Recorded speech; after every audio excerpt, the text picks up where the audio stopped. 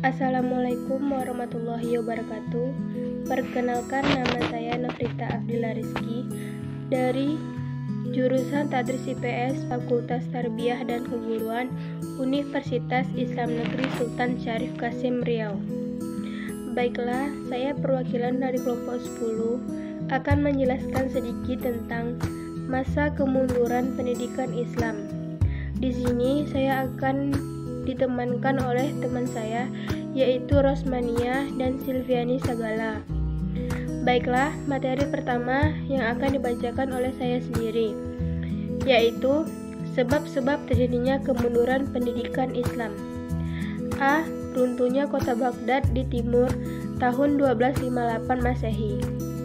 Jatuhnya kota Baghdad pada tahun 1258 ke tangan Mongol bukan saja mengakhiri Khilafah Abbasiyah, tetapi juga merupakan kemunduran politik dan peradaban Islam.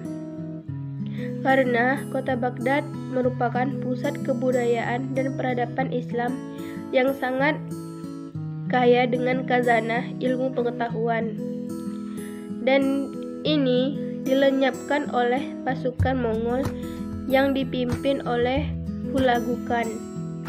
Secara garis besar, diuraikannya kondisi pendidikan Islam pada masa setelah kemunduran Baghdad antara lain: 1. Kurangnya perhatian dari pemimpin atau khalifah terhadap perkembangan ilmu, pengetahuan, dan kesejahteraan ulama. Yang kedua, terbakarnya perpustakaan serta lembaga pendidikan yang ada. Yang ketiga, suasana gelap dan mencekam yang dialami oleh dunia Islam. Yang keempat, kehidupan sufi yang berkembang pesat.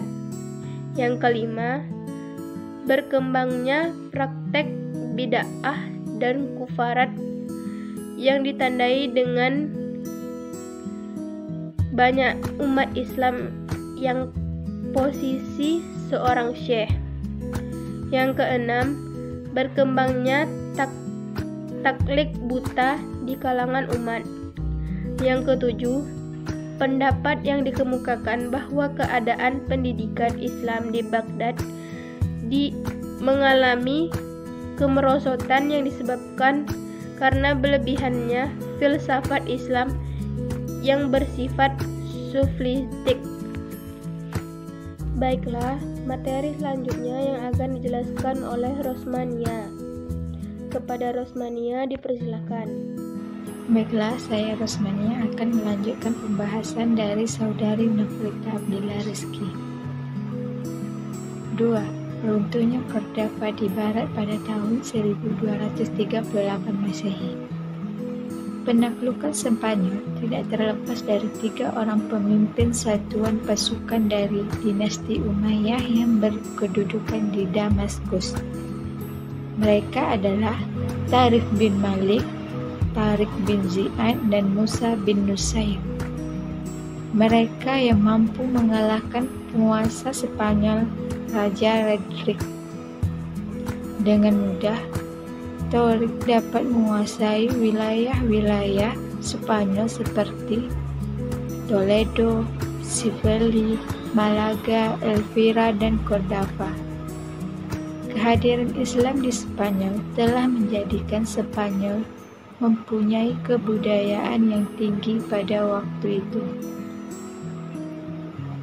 sehingga dalam waktu singkat Spanyol berubah menjadi pusat pengembangan ilmu pengetahuan Islam di belahan barat. Setelah mencapai kemajuan dan kesuksesan kurang lebih selama 8 abad, menjadi kiblat ilmu pengetahuan. Spanyol juga mengalami masa kemunduran dan kehancuran yang disebabkan oleh beberapa faktor, antara lain: 1. Tidak jelasnya sistem peralihan kekuasaan yang menyebabkan munculnya konflik perebutan kekuasaan di antara ahli waris. 2. lemahnya figur dan karismatik yang dimiliki khalifah, khususnya setelah Khalifah Al-Hakam II. 3. Perselisihan di kalangan umat itu sendiri yang disebabkan adanya perbedaan kepentingan, suku, dan kelompok. 5. Konflik Islam dengan Kristen karena kebijakan penguasa yang tidak melakukan Islamisasi secara sempurna. 6. Munculnya muluk al-tawaif atau kerajaan-kerajaan kecil yang saling berebutan kekuasaannya masing-masing. Dalam kondisi yang lemah karena faktor-faktor tersebut, muncullah serangan dari Kristen yang sudah menyatu. Kondisi ini diperburuk dengan keterpencilan Islam di Spanyol dari dunia Islam yang lain. Dengan demikian, tidak ada kekuatan alternatif yang mampu membendung kekuatan Kristen di Spanyol. Poin B. Tenggelamnya pola pikir yang rasional. Kehancuran total yang dialami Baghdad dan Cordova sebagai pusat pendidikan dan kebudayaan Islam menandai runtuhnya sendi-sendi pendidikan dan kebudayaan Islam, terutama dalam bidang intelektual dan material, tetapi tidak halnya dalam bidang kehidupan batin dan spiritual. Suasana gelap yang menyelimuti dunia Islam akibat berbagai krisis benar-benar mencekam dan memprihatinkan. Pada saat bangsa Eropa tengah sibuk melepaskan armada-armadanya mengarungi lautan untuk menjajah negeri-negeri Islam sekaligus untuk menyebarluaskan ajaran Injilnya.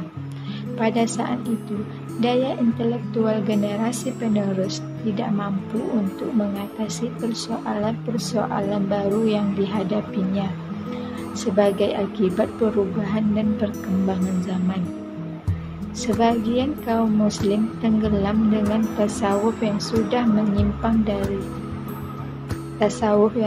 jauh menyimpang dari roh Islam karena mereka merasa lemah diri dan sangat putus asa.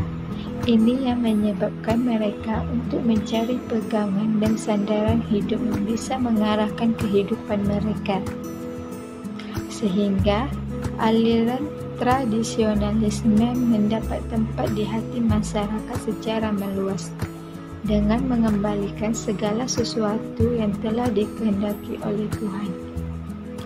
Kehidupan sufi pada saat itu berkembang dengan pesat. Madrasah-madrasah yang ada dan berkembang diwarnai dengan kegiatan-kegiatan sufi. Sufi dimasukkan ke dalam kurikulum formal, kurikulum akademis, hampir buku-bukunya tentang sufi, sehingga ilmu pengetahuan umum semakin sempit. Penyelesaian studi pun relatif singkat. Kebukuan intelektual dalam kehidupan kaum muslimin diwarnai dengan berkembangnya berbagai macam aliran sufi yang terlalu toleran terhadap ajaran mistis yang berasal dari ajaran agama lain seperti Hindu, Buddha maupun Neoplatonisme yang telah memunculkan berbagai tarekat yang menyimpang jauh dari ajaran Islam. Selanjutnya akan dijelaskan oleh rekan saya bernama Silviani Sagala. Baiklah, saya Silviani Sagala akan melanjutkan penjelasan dari rekan saya yaitu Rosmania, di mana saya di sini akan menjelaskan tentang corak kemunduran pendidikan Islam. Yang pertama, dalam bidang intelektual.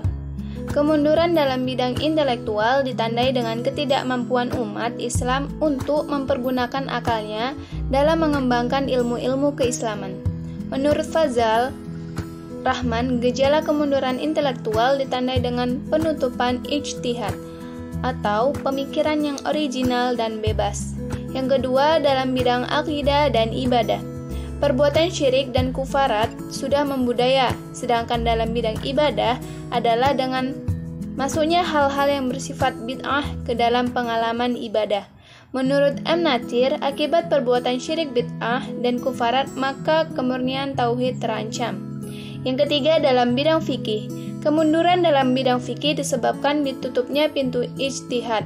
Yang terjadi adalah berkembangnya taklis buta di kalangan umat Islam. Dengan sikap hidup yang fatalistis tersebut, kehidupan mereka sangat statis.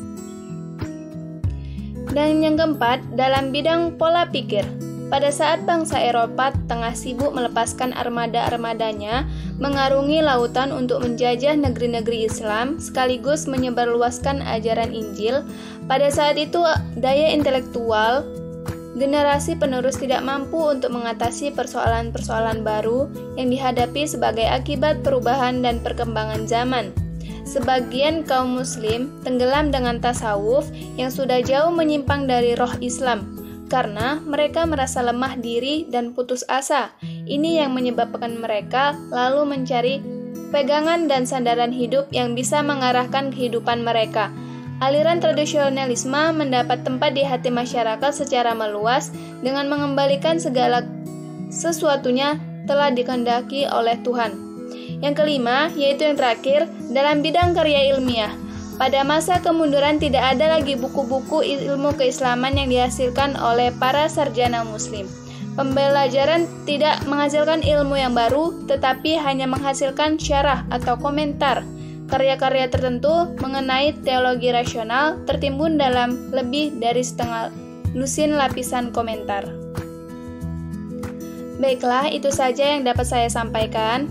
Di sini saya akan menutup penjelasan video materi dari kelompok 10, yaitu masa kemunduran pendidikan Islam. Kami dari kelompok 10 dari dosen Bapak Doni, mata kuliah Sejarah Pendidikan Islam. Demikian itulah penjelasan materi dari kami. Saya akhiri, wassalamualaikum warahmatullahi wabarakatuh. Terima kasih.